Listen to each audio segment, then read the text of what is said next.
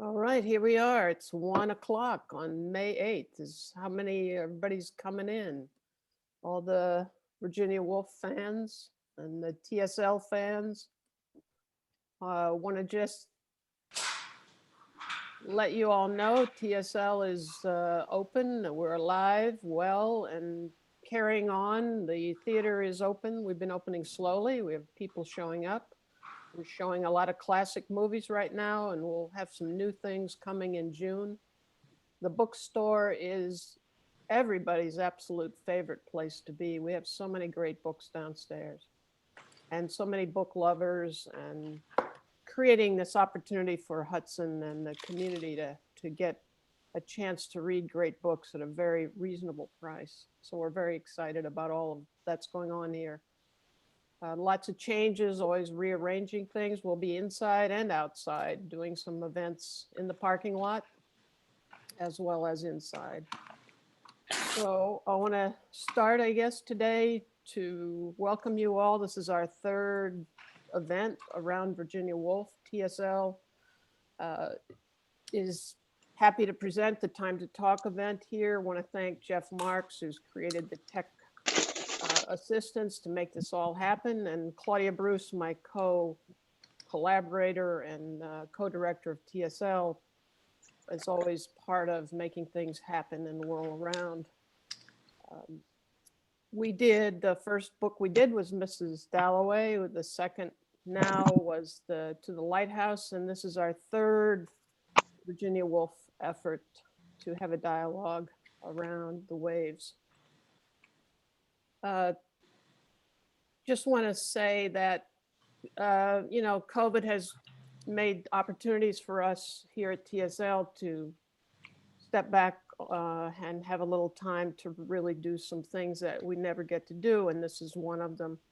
So there's been some positive things that have happened because of COVID, and always reassessing and challenging what we do here at TSL. So it's made us appreciate Virginia Woolf yet even more, to have a chance to check her out once more. I started looking at her in the early 70s and did a piece on the waves at Time and Space Limited in New York City. It was life changing. Certainly, there is no videotape. There's some bad recordings, and so maybe sometime we'll redo the whole piece again. We did a reading of it a few years ago, and it stands up to time very, very well. It was the first chapter of The Waves, which I put together for a performance in the theater. And as we see, this book is a lot about soliloquies. And who doesn't love a whole book full of soliloquies? Want to just read a few things setting this up. Virginia Woolf considered The Waves one of her major writing accomplishments. Completed the experiments of style and form that she began with Jacob's Room in 1922. In 1931, she wrote in her diary, "Few books have interested me more to write than The Waves." Even before the book was begun, as it formed in her mind, she wrote, "I am writing an entirely new kind of book, but it will never be so good as it is now in my mind, unwritten." Sounds really familiar. Several times during the creation of this novel, Woolf commented in her diary on its dramatic and poetic qualities. She called it an abstract, mystical, eyeless book, play poem. She also said The Waves is, I think, resolving itself into a series of dramatic soliloquies. The thing is to keep them running homogeneously in and out in the rhythm of the waves. Excuse me. Woolf wrote The Waves in a flurry of speed and excitement that was unusual for her. She also had made very few corrections to the manuscript. She said, "I have read the first chapter of The Waves and made no changes save for 2 words and 3 commas. Yes, anyhow, this is exact and to the point. I like it," she said. Her satisfaction was rare, since she often lacked the confidence in her work. Some of her most serious mental breakdowns occurred either upon the completion of a publication of a work or in a combination of exhaustion and fear of public reaction to her work. She felt that she had indeed accomplished her goal, which she had noted in her diary in 1928.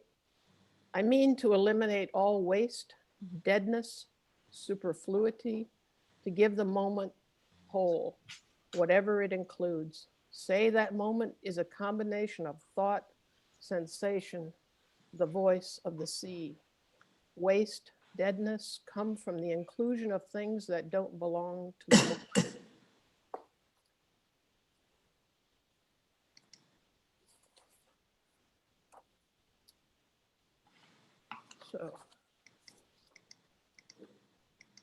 So just to give you a little more insight, since this is considered a lot about the people that Virginia Woolf knew, especially her brother that died, Toby, and early in his life, as he was 26 years old, died of typhoid while he was on holiday in Greece. There are 7 characters in this book. Many people note that they resemble some of the people that Virginia Woolf was close to, and I've got Jeff, we're going to put up some of these pictures about who potentially that some of these characters could be.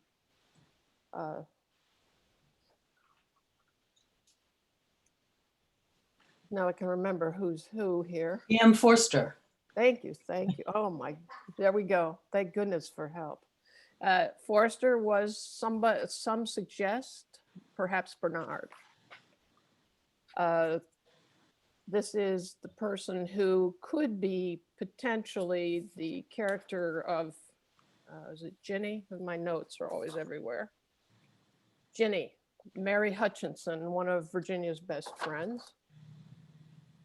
This is her sister, Vanessa, her Susan. Beautiful sister, Vanessa, who is perhaps Susan. The mother. And this is T.S. Eliot, who could be Bernard. It could be. Is that No, right? Lewis. No, Lewis. Sorry, Lewis. Thank you, Donna. And this is Toby, Virginia's brother, who she definitely, the resemblance is amazingly beautiful. The Woolf, the Virginia Woolf, the Stevens face. It's considered an elegy for him. That's someone that she definitely was mourning over and haunted by. Originally, the book was named The Moths. She writes the following, but I cannot write anything more about fiction. What I want to do is to write the first word of The Moths. No, she says, I am superstitious and will not write another word. Hermione Lee, in her biography, which by far is my favorite, continues to say that the obscure notes to be the first conception of the waves, the novel, which keeps trying to move through the story of language and silence, but also seems to be a moment of despair, a withdrawal from everything she knows and sees, and having to know and see everything as a form of reading. Hermione Lee's biography on Virginia Woolf says the brother of Virginia Woolf, her lost brother, she was always trying to know better. Toby haunted her. She perpetually remembered and reimagined him. She wrote 3 versions of him over 20 years, as Jacob in Jacob's Room, as Percival in the Waves, and as himself in her sketch of the past. In all 3, she used the same sort of adjectives. Jacob is awkward, distinguished looking, unworldly, excitable, statuesque, authoritative, healthy, severe, tolerant, regal, childlike, judicious, stoic, shy, slow, barbaric, monolithic. Percival, more of a bully and less of an intellectual than Jacob, is upright, inexpressive, pagan, magnificent, heavy, brutal, single-minded, oblivious, silent, a hero. They are both associated with classical Greece. In the sketch of the past, Toby attracts the same adjectives, Napoleonic air, and so on. Always for me, The Waves is about the moments of our lives The things that haunt us repeat, unanswered threads that weave and repeat like the waves. So those are my thoughts. I love this book dearly. I can't imagine so many great lines that some one person put in one book. And every time I try to think about, oh, what would I read or what would I say about this book, I just can't pick anything. They're all so fantastic. And with that, I want to thank all my Virginia Woolf scholars who've attended and helped make this discussion really lively. How many times have you read it? You know, I read it. This is, I think, the fourth time I've read it, but I also worked on it in the theater and I listened to it over and over. And the first chapter for me, maybe it's because I just love it so much, is the one that really, I find it so intriguing and rhythmically beautiful that it just resounds and keeps the waves just coming and coming and coming. And a lot of the things that I did with it were repeat. Said Rhoda, said Rhoda, said Susan, said Neville. And I tried to repeat the sort of spirit of the book and the coming and going of the waves and the thoughts that Virginia Woolf was mining. So there you are. And here we are celebrating another Woolf event. Anybody out there want to chime in? Sure. I'll chime in. Chime in, Donna. Uh, Donna, who teaches Virginia Woolf, has taught it for many years, has helped us out. I want to thanks again for coming in and bringing some information too. Well, I'm excited about the opportunity of talking with people about the waves because for a long time teaching Woolf, I didn't teach the waves because I was usually teaching undergraduates. And it was a little tricky to think about that. And I did a graduate seminar and my students ended up loving the waves. So that was terrific. What I love about it, I guess, is to me, it's the culmination of Virginia Woolf's ideas. What I love about Woolf to me is that she's like great artists in that she doesn't repeat herself. To me, she's constantly pushing to do something new and something different. And so what she was saying about the novel early on in her career, that it wasn't about, you know, the buttons on someone's coat or the exterior, that it was the interior. It's logical that she moved to the waves, which is all about the self. And it's about the fragmented self. What I love about it is the way in which it challenges traditional notions of the novel. For example, who is the protagonist of the waves? There are 6 protagonists. And if you chart it out, Bernard gets more space in the book. Bernard takes over in the last section, but they get equal weight. We don't think of novels as having an array of characters who are equal. We say, who are the major characters? Who are the minor characters? So she's challenging that, and she's certainly challenging form. I mean, this idea of the book as a play poem, I think that's the only way you can sort of get it, because that is what it is. It's a series of introspections. It's a series of thoughts. You know, it's like Robert Browning's My Last Duchess, strung together so many times, right? And interwoven with that third person narrative, talking about the waves, talking about the passing of time.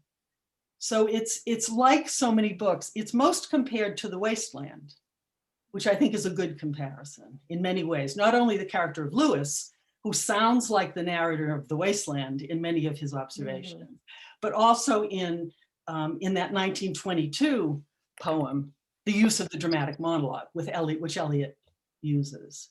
So I think it's a challenge to read. I think you have to rethink what you're looking for in a novel. But I think you're absolutely right, Linda, that what you most enjoy about it is the language and the attention to time. Ultimately, it's about, I think, the passing of time and the self. The test for me when I taught it with my students was, by the end, I said, how well do we know these people? And we know them from within. And I gave them as a little test, quotes from the different people. And right away, as soon as they heard it, they said, oh, that's Rhoda. oh, that's Bernard, oh, that's, and they didn't know that because they knew how they looked necessarily, Yeah. but they knew that Rhoda was associated with, in fact, she's the one who's probably most like Woolf in many ways. Yeah. She's sort of isolated and imaginative and a loner in many ways. And Susan is associated with nature and earth, and Ginny is beautiful, right? So they have different associations. But to me, that was the triumph of Woolf, that by the end, just with a few images, they said, oh, that's Ginny. You know, I thought that was profound that Wow. Woolf had been able to do that. So I think it's an extraordinary book, and I think it's not unusual that the last words of the book are the words that Leonard Woolf chose to put on Virginia Woolf's ashes. So at Rodmell, that the quote at the end where Bernard is talking about death is what was put on her grave. I think it's an extraordinary book, and I'm anxious to hear what other people thought. Was she, how much was she influenced by Proust? When you're She talking about loved Proust. passing of She time. loved Proust. They were all writing at the same time. I mean, what's Sure. extraordinary is that in 1915, Proust was happening, Joyce was happening, and they weren't necessarily reading one another at the same time. But Freud had happened, right? So the unconscious had been in the air, and it was the wartime. So there were a lot of things going on. But she loved Proust, yeah. And she knew Proust, of course. But that was the 1915, and that was earlier. This is 1933. In the 30s, she's working on this book. Yeah, I did not put up her picture when we were putting the pictures up of Rhoda as Virginia Woolf. So Yeah. my Well, Virginia Woolf is a little of all of them, actually. absolutely, I think she's Yeah. everybody. And I also think it's fantastic that the main character, that Percival never speaks, that he is absent. And yet there's a centerness and a focus of that. Absence makes him an even more interesting character. Yeah. Which is so fascinating to me that she's pulled that off. What a brilliant stroke. And the issue of using the time as each chapter, and the sun rising, the sun setting, at what point that is, and how she creates time by this scenic design of using the day and the day and how the light changes for each particular moment. Yeah, it's so poetic, isn't it? It's absolutely beautiful. Yeah. Beautiful. What did people think? I want to know what your thoughts were, and did you like it? I mean, so if you don't like it, you hate it. It seems to me. If you're looking for something else, you're going to hate it. It took a while for me to figure out what was going on. That's for sure. Yeah. I was really struck by her use of metaphor. Yeah. And in fact, it's interesting. I'm taking a class in abstract art, and I thought, my God, this whole thing is about abstract images and metaphors as creating. So I was really, but I would say, you know, at some point I finally understood what she was doing in the interludes, that it was the passing of time, and it became clearer and clearer and well-rounded, you might say, in terms of her character, in terms of understanding what was she trying to do. It was fabulous.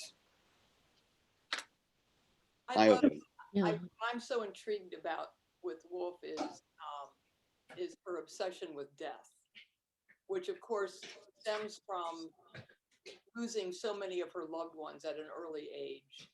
And that theme resonates in all of her books. You know, we've got, you know, here's Death on My Party. We've got Mrs. Ramsay passing away. Last Words of the Wave is Death is the Enemy. You know, she really has, you know, this focus on death and dying that, and of course, 1933, she doesn't kill herself until 8 years later, but it's always there, you know, it's really present, you know, you can read it in her diary, you can, you know, and it certainly comes out in the waves in such an incredible way, you know, through these various characters. And of course, we know early on, you know, that there's foreshadowing, you know, about, you know, someone's going to die. Someone's going to go to India and die, you know, and that happens. So that's what's always, you know, really just intrigued me about Woolf so much is the way she describes death, to your point about metaphor, and then told through these characters. Can I say something? I don't. Go I ahead, Sonia.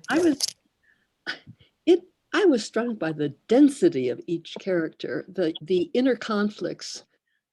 Nothing is simple in each person. Susan is the lover of nature, but yet she's disgusted with it. It becomes a burden. Neville is a poet, but then his poetry is terrible. Or there's this ebb and flow in each character, like the waves. It's another metaphor of the rising and falling in each personality. They rise. Bernard is a great social person, and he creates these phrases. Then he said, but I can't end a phrase. I mean, it's constantly up and down in each character, which again is character's a metaphor, or the waves are a metaphor of each character as they come in and go out, as they come up, as they rise and they fall.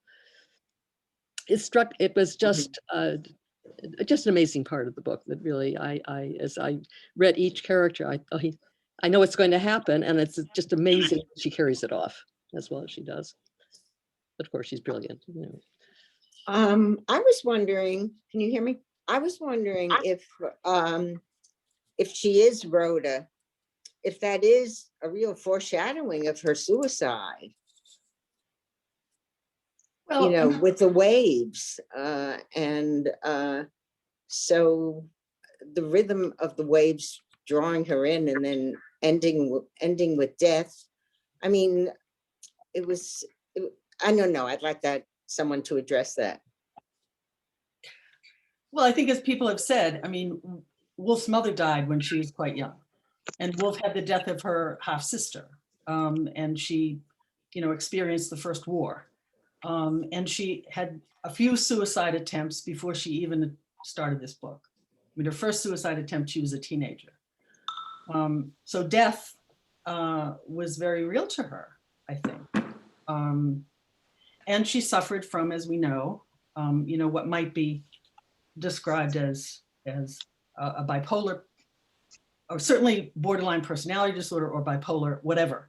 She had incredible extremes. I mean, when she was writing, she's sort of like Louisa May Alcott. She'd be in a vortex of writing, and then she would crash after the completion of a book. So I think she was very familiar with death.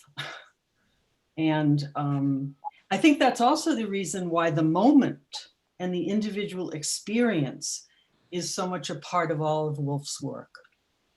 That it's the moments that we have, it's the experiences that we have. It's now. I mean, she opens the book with the image that each child looking at the same thing in a way, but seeing something different. I think it's a package. I think her preoccupation with death, another part is her preoccupation with life and experience. It's also the Victorian era. I mean, Yes. Children were often lost in childbirth. Women didn't survive their bearing of children. I think that it was a very different time. Also, I want to remind everybody the flu was part of was going on. There was a lot of the flu, the war, et cetera, that was all around her.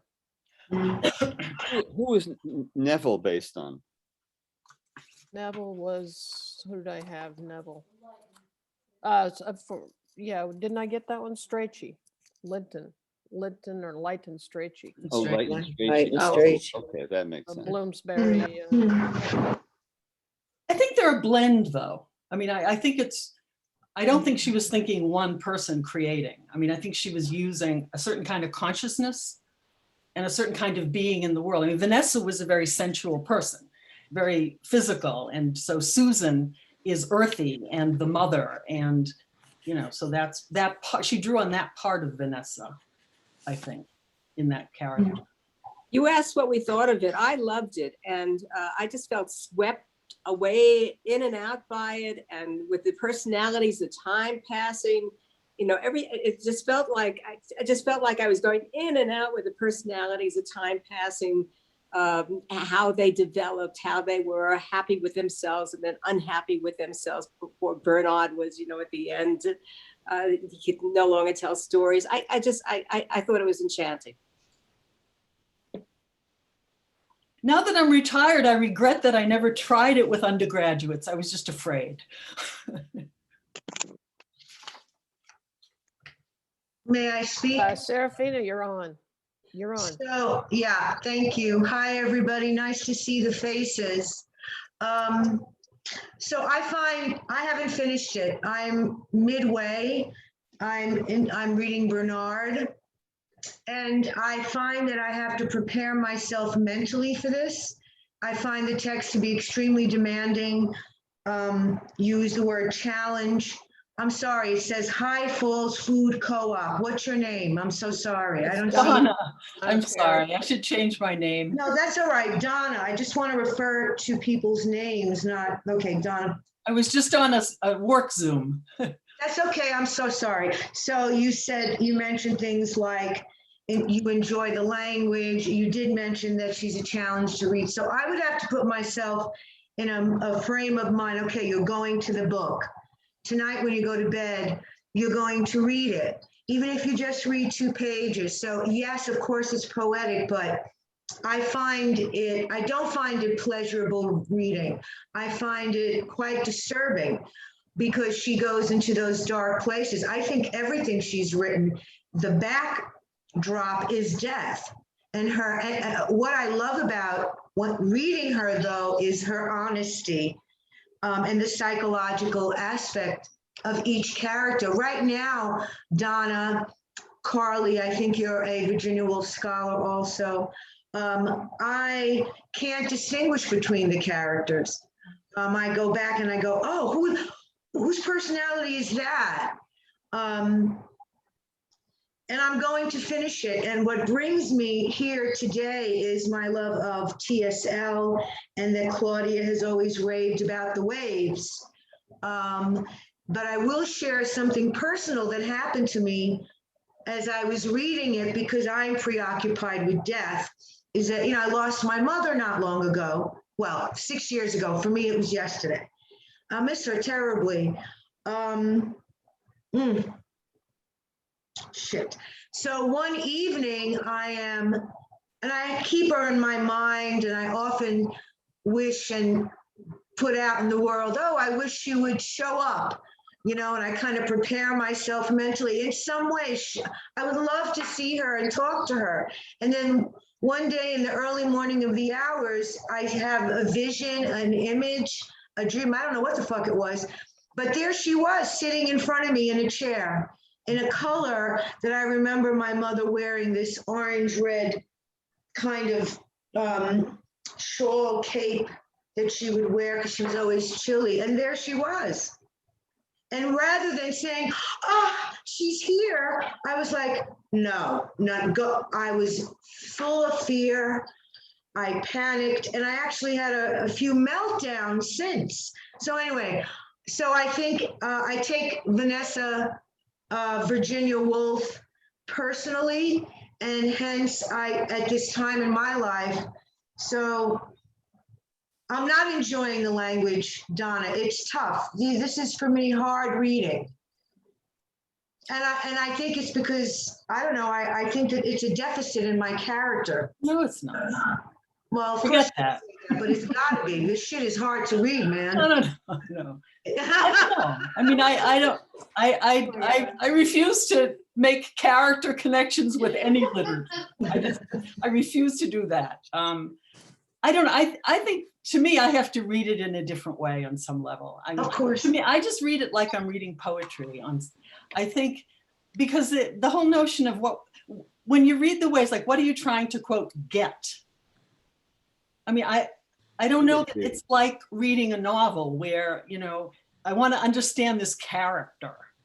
Bernard is the same at the end as he was in the beginning in many ways, right? I mean, he's just bigger, but he's got some of the same traits and some of the same ways of being. I mean, I think if you don't enjoy it, don't read it. I mean, I think it's to me, I just have to go into it and read it like poetry. I just have to experience this little piece and not try to get it so much. Like, what is Yes. she trying to say? What is she trying to say? She's trying Yeah. to say this is what she's trying to say.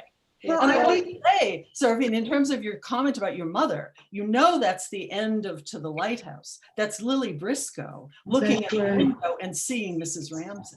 Oh, yes. Oh, I didn't think of that. I finished To the Lighthouse. And Mrs. Ramsay is dead. Yes, and that breaks my heart. Oh, reading Miss Ramsay was a different experience. And I connect with what you just said. But when we read poetry, we go to a different place. And it's a different experience. And it gets you thinking on a different level. Claudia's got something she wants to say. Yes. Well, I've read The Waves at least 2 times, maybe more, especially the beginning part, because when I first started working with Linda, it was one of the first things that I worked on her with. I wasn't in the piece, but I was outside it. And so I heard it all the time, the language and how Linda adapted the language to theater. What happened to me this last time as I was reading is I realized, it is thick and it is just filled in my mind with swirling color. And the image of Van Gogh's Starry Night came into my head as I was reading. And I could just see these words, the colors of these words, the nuance of all the words just swirling around, illuminating the characters, the quote, action, whatever action there is. And that is how I just said, I'm just going to go in it this time. I'm going to just let it flow. And that's how I have read The Waves, because I can't stop and say, oh, now let's see, what was she talking about there? I just let it run. And then this morning I was just rereading a few passages and I said, oh my goodness, I have to go back and read that because the colors have changed on me once again. So it to me is it is that kind of brush stroke. Those brush strokes that are, you can see them, you can see they're going this way or this way or this way, but in that brush stroke, there's so much nuance and so much change of light and color. And it's a poetic, poem, a play, a painting. That's how I read it. Now I have to just to chime in after Claudia's comments, though. This time when I read it extremely fast, really as breathless without stopping, and it was such a pleasure. I didn't really worry about who was saying what. It was just one big, long soliloquy. Anyway, my 2 cents. Anybody else? 3 cents? 4 cents? Yeah, I got some. So I want to mention something because Claudia is bringing up theater. Sometimes I would read and I'd say, what if this was my monologue and my character? And then I would imagine myself saying the words. And I, as an actor, haven't done that in a long time. I approach text differently. So, and that's what allowed me then to keep going to the page, imagining myself being the person speaking. And that was a sense of freedom. Yeah, that made it free. And I love that analogy, Claudia. It's what strokes? Yeah, what are we going to look at today? And also what Linda's saying, don't think about it, just go. So this is very helpful. It's inspirational. And you see, you can't just approach a text, whatever text you pick up, in the same fashion. I'm reading books on anti-racism by Kendi. I'm reading some intense stuff because that's what I teach a lot. And so that's there. And then there's Virginia. So do you see the change in mindset when you pick up different texts? Yes. I can't imagine reading a book and remembering every word of it. I mean, for me, that's part of reading, is that there's whatever sticks. And if nothing's sticking, Serafina, it's okay. Can I Go just, ahead, Donna. in terms of the dramatizing of the waves, I don't know if any of you participate in Powerhouse, the Powerhouse program at Vassar in the summer where they do all these plays. It's a workshop. It's where Hamilton was first workshopped, actually. But it's a marvelous experience, and I've done it every summer now for about 10 years. They didn't do it last year, but 2 years ago, one of the performances was The Waves. And it was a reimagining of a version of The Waves that I saw in the city maybe 15 years ago in New York, in an off-Broadway theater. And I remember at the time liking it. They reworked it and did it again. And it was brilliant. It was so wonderful. And I went with a friend of mine who isn't into The Waves, isn't into Virginia Woolf, whatever. And she loved it too. But it was so powerful. It was really, really beautiful. If they ever do it again, it was really good. You would have loved it. Linda. Donna, I'd love to hear how they did it. A little bit more specifics about that. Well, they used the text. I mean, they didn't, they did it in time, and they had 6 characters, and they started as children, and it was fluid. It was totally fluid the way they did it. I don't think they had a voiceover, the third person voice of time passing. I don't think that. I don't remember that they did that. I think it was just the monologues. But it was so really good, and the audience loved it. It was great. They might do it again. I don't know if they get a producer and they can do it. But it was terrific. All right, great comments. Anybody else want to chime in? Yes, Linda, how did you present it as a play? I had 6 actors, but I only did chapter 1, and it was in our storefront theater, very basic, minimal. It was really dependent on all the language. I repeated a lot of things just to identify the characters. Like, I repeated their names quite often, said Rhoda, said Rhoda, said Rhoda, to create the rhythm and the sound. And it was it was all about the language and people speaking it. And it was beautiful. And we did it not long ago as a reading, and it worked, and it held up really well. So maybe when COVID allows us to have more performances, we'll put it on again, 6 people. But we didn't do young, old, we just did the text. We did not act out. It wasn't about acting out the characters. It was really focusing on the language. I'm a language fanatic. Yeah, go ahead.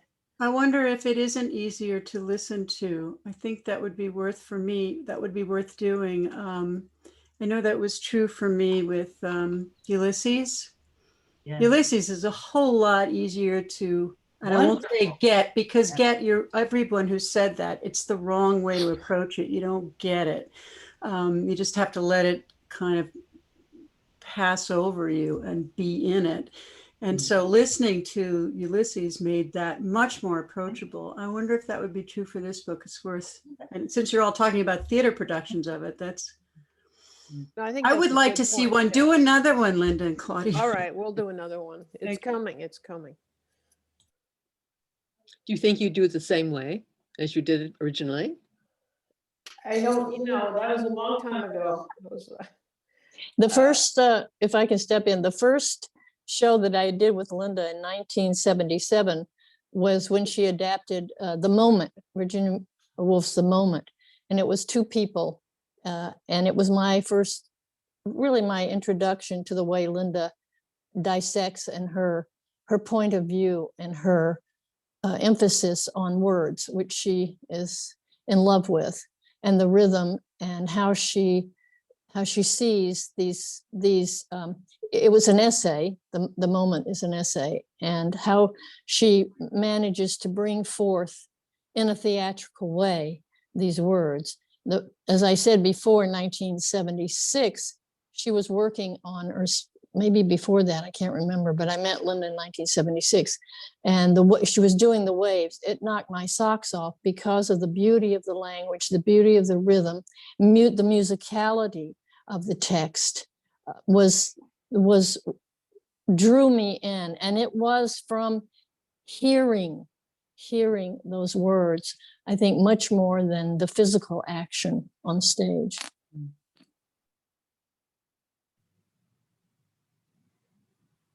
Claudia, you called it The Moment and it was an essay. Was it not Moments of Being, the essay? Moment. It was just the moment. It was just the moments. Okay, because I'm going to read it and I'm looking for it. Okay. The moment runs like quicksilver on a slanting board into the cottage parlor. Ugh. The first words, I can still remember them. Keep going. That's about all I remember, but that's pretty good this day. It is pretty good, yeah. I hope you'll do it again, the two of you together. I'm really looking forward to your. You know, only I can do an entire show on an essay. Of course, yeah. Anyway, it was an amazing, it was just such a beautiful piece. And again, was the basis of a lot of the work we did with language. And, you know, I did a lot with Gertrude Stein too, on The Making of Americans and other formed lots of work around just pure text.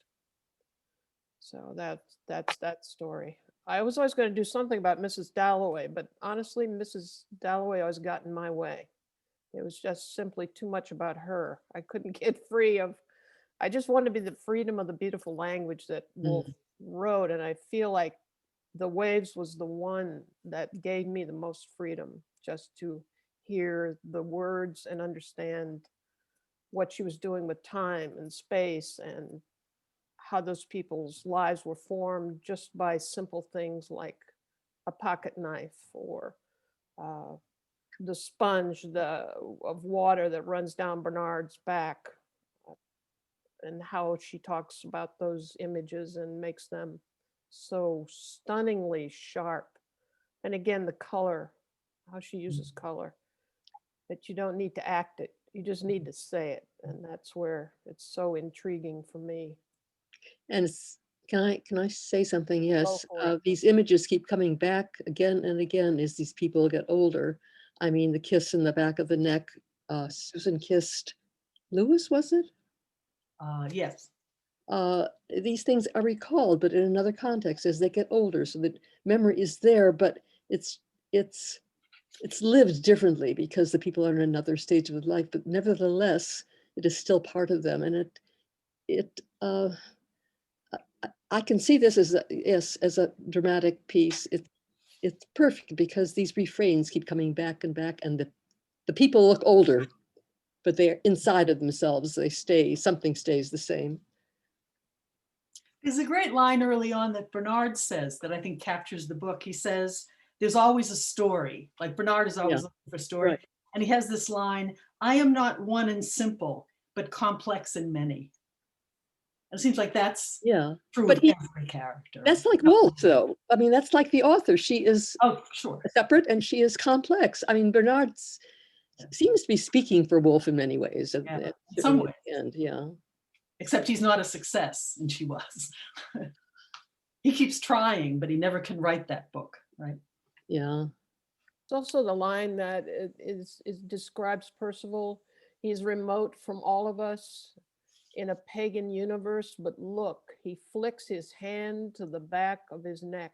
For such gestures, one falls hopelessly in love for a lifetime. Incredible. I mean, I wish I'd have written that line. I mean, it's just so magnificent. So here we are, celebration. Anyway. Here's another one that got me this morning. I was just going through and I went one spot to another, and at the end, of course, it's Bernard saying, now to sum up, and he starts and he goes on about summing up, about sitting at the table. You see me sitting at a table opposite you, a rather heavy elderly man, gray at the temples. You see me take my napkin and unfold it. You see me pour myself out a glass of wine, and you see behind me the door opening and people passing. But in order to make you understand, to give you my life, I must tell you a story. And there are so many and so many stories of childhood, stories of school, love, marriage, death, and so on. And none of them are true. And it just made me laugh. I said, oh my gosh, here's Virginia playing with us, you know, saying, here you've read this whole book and all these images and everything are swirling in your head. And then Bernard says, you know, really possibly none of them are true at all, you know, which is, of course, is true. Anyway, I But loved that's it. the thing about, we tell stories all the time about ourselves and our earlier life, and how many of them are real memories, and how many of them are sort of concocted somehow or another in our brains as representing the truth.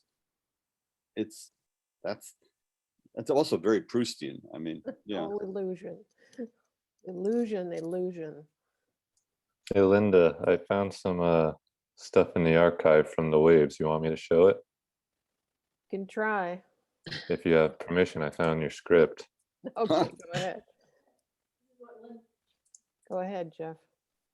This is what Linda does to scripts, to here they are.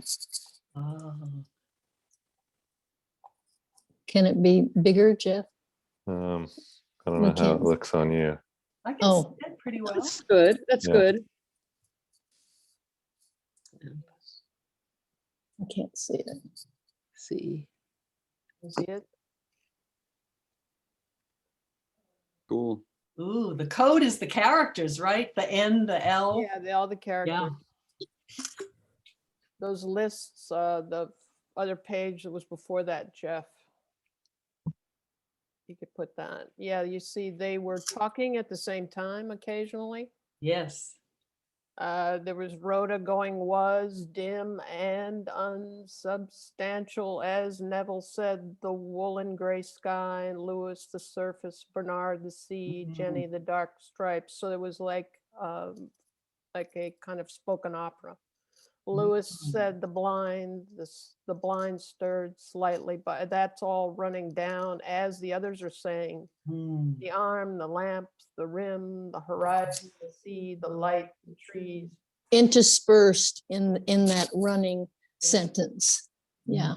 And then everybody would say all but with, yes, so it was a very complicated, it was really a musical kind of opera, spoken opera that I was constructing. Exactly. Brilliant. Oh, wish I'd seen it. Heard it.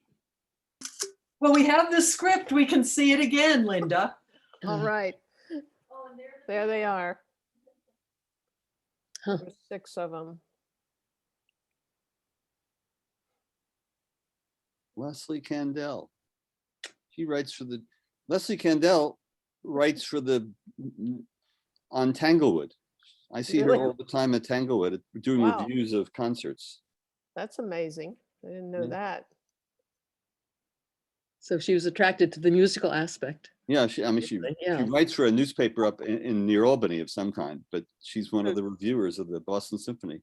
I'll have to, I know her. wow, I tell her to check on that we ended up here in Hudson, New York. I will do that. If you Google the waves, which I found myself kind of trying to answer some questions about it, there are all kinds of adaptations. There's some dance, there's a full dance thing that's available somewhere. And I didn't think I was quite ready for the dance after I had to work with the words.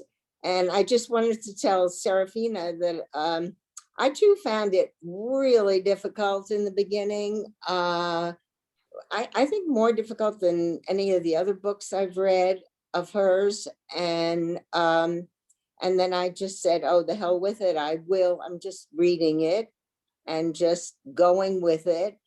And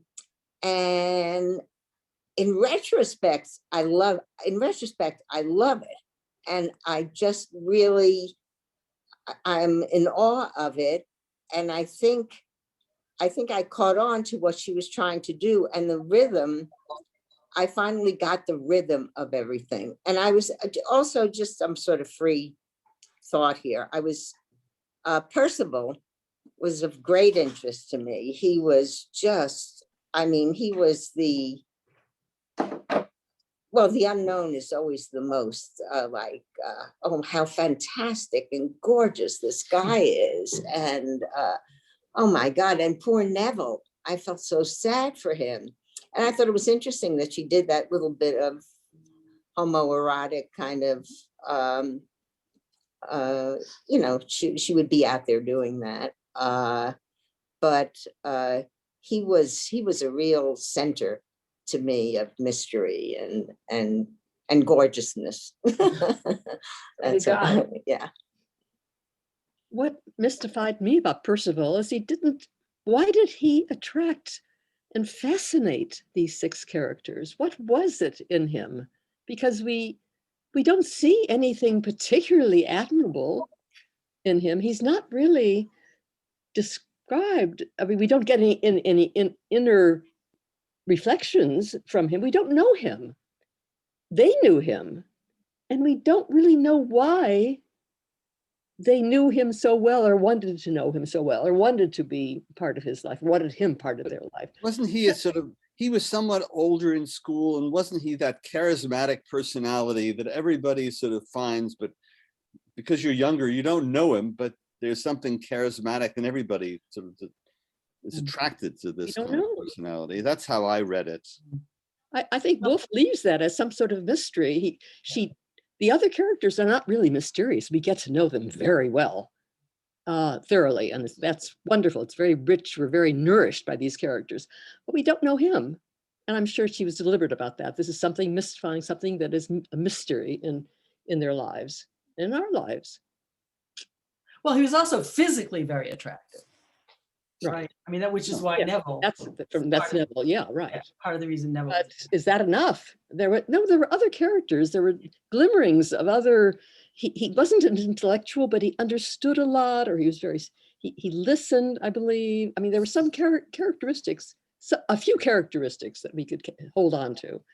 But well, wasn't he that figure that we knew in school? You know, there was always the figure in school who sort of had it all together, and that's what I'm saying. You know, they just seemed, I don't know, like extra specially smart or extra specially athletic or whatever. And maybe it wasn't the same figure for all of us, but you project onto that figure what you don't have.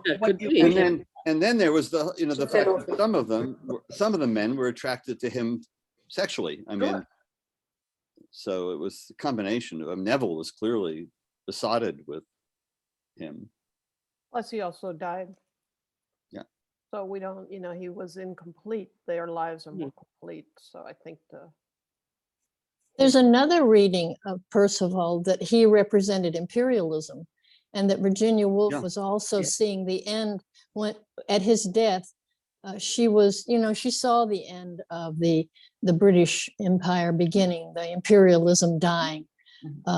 Because I suppose of the war, et cetera, et cetera, et cetera. But that was another, just an interpretation of who he is. Not that it's said that way, but her imagination of it. Because she does not always, but she does refer to wars in her work and how it transforms the society. I mean, the effect of war on people. Well, after this, she published 3 Guineas, which is that wonderful anti-war, anti-imperialism tract that we could also read if we wanted to. It's really good. Yeah, that one I haven't read yet, so maybe that's where we have to go next. The other issue is that India always plays a role in Woolf's books, and the sort of the fantasy of the imagination of the British Empire and India. So I think that's a constant theme, and his going there and his dying there is certainly part of her repertoire. She's constantly talking about, thinking about. Anybody else want to chime in? We're getting into close to an hour. I don't want to keep you from your Saturday events. Has she approached this homoerotic theme in any of her other works? I haven't read more than 2 or 3 of her books. Well, there's in so Mrs. Ramsey, the relationship with Sally. Is that Ramsey? Dalloway? I'm sorry, Dalloway has a relationship with a woman. Oh, I can't remember that. The kiss. Oh, it does, yeah. She That's writes this after her own relationship with Vida Sackville West. Yeah. Yes. Mm. So, you know, she's playing with that idea. And of course, it was part of the Bloomsbury group. Yes. I mean, there's the homosexuality, Lytton Strachey and others. So, And I think this definitely, this group is out of the Bloomsbury mold, and they're experimenting with the sexual mores that were highly dangerous at the time. Yeah. Put in jail. Yeah. Put in jail. So I think they were really radical in many ways about many things. Her relationship with, you know, she had a lot of relationships with women that she explored and had good, you know, had somehow all that filtered into her writing as well as her life. I'm trying to think of the well, Orlando, the gender change. Orlando, yeah. Right. Yeah. I couldn't get into that book, but that's another topic, yeah.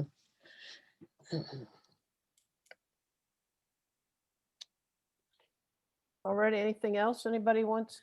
Carly, you got anything that's burning to say down there? And I want to say Carly Drummond is our president of our college and our community. We're so delighted to always have her listening in. We're happy to have her in she's new to the college, and we're wishing her very well. And hopefully she's going to have a class on Virginia Woolf there. Oh, what college is that local? What local college is that? Columbia College in Hudson serves both Greene and Columbia counties, hence its name, Columbia Greene. Oh, I didn't know that.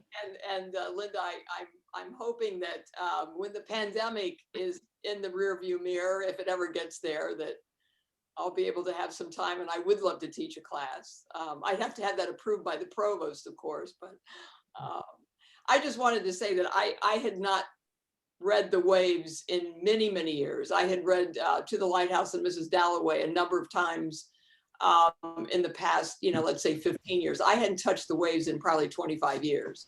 So it was like reading it for the first time.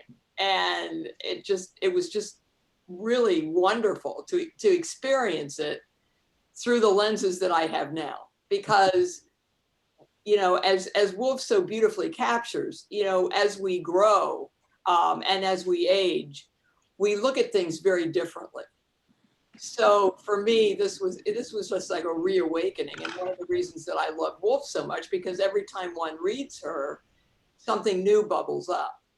And I think, Donna, you know, I think you were very wise to not teach undergraduates The Waves, because I think in many ways, I mean, obviously there are exceptional students, but the last thing you would want to do is turn someone off to literature. And I've seen that happen, you know, when you give someone something really challenging. But it's, I mean, one of the reasons I love literature so much is because of the quote unquote, the stories. And ultimately, I think it was Peter who mentioned, we all have stories, but when we repeat them, how true are they? And that just is fascinating me, because I think many authors use the medium in order to tell the story in the way that they really hope that it happened. Well, isn't there that wonderful saying, Catherine Ann Porter gets credited for it, but I'm sure it was around, never let the truth get in the way of a good story. Exactly, exactly. Very Irish, actually, thing to say. Excuse me. Thank you for that, Carly. I was glad to hear you speak for a little bit. Linda, Claudia, where is my Claudia?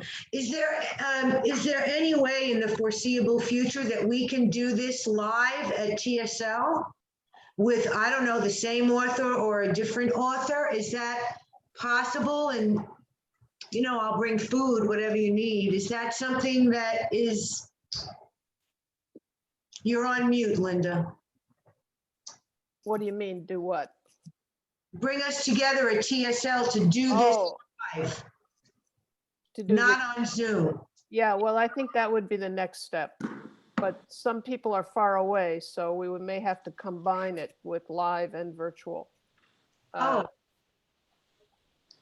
We're opening up slowly, so that would be another opportunity to have these discussions in real time, in a real, in our theater space, together in face to face, because virtual has its limits.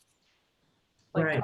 talking to screens after a while becomes what it becomes, talking to screens. And but Sonia couldn't be here unless she I came couldn't. up on the train. Well, I could occasionally. We Sure. see. Why not? Where does Sonia come from? New I'm York. from New York City. Yeah, well, I live in the Bronx. I'll pick you up. Yeah. There we Oh, go. No problem. thanks. I'm a terrible passenger in a car. I Oh, always okay, get so sick. forget it. Stay But home. I'll take a train. I love train rides. That's where I get my Oh, best. I agree. Yeah. Anyway, so I think that perhaps is our next challenge, is how do we do this live and virtual, so that some of our friends can join us in real time. Right now, TSL is actively moving toward opening.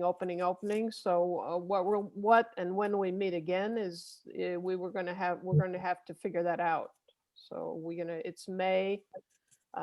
There's so much going on here that we're having to take a break from the Zoom and discussions. So we'll hope to have this return soon, but we don't have a date at this point in time.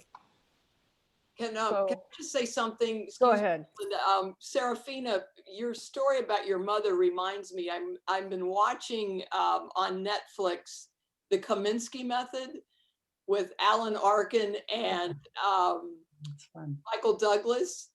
Oh, yes. Yeah, That was great. and the one, Alan Arkin's wife passes and she comes back. And that when you were talking about your mom like that, I thought, oh my gosh, that's right out of that, that series. I watch it occasionally. Mhm. It's really, I love that. I love it. It's, Yeah. it's, again, it's a story. It's also incredibly depressing in places, but Yeah. but it's well worth watching. Mhm, mhm. Becky, you're laughing. Have you been watching it? Oh my gosh, yes. We just like binge watched it. It was just, and loving both characters. Yeah, that was a riot. And yes, it was depressing.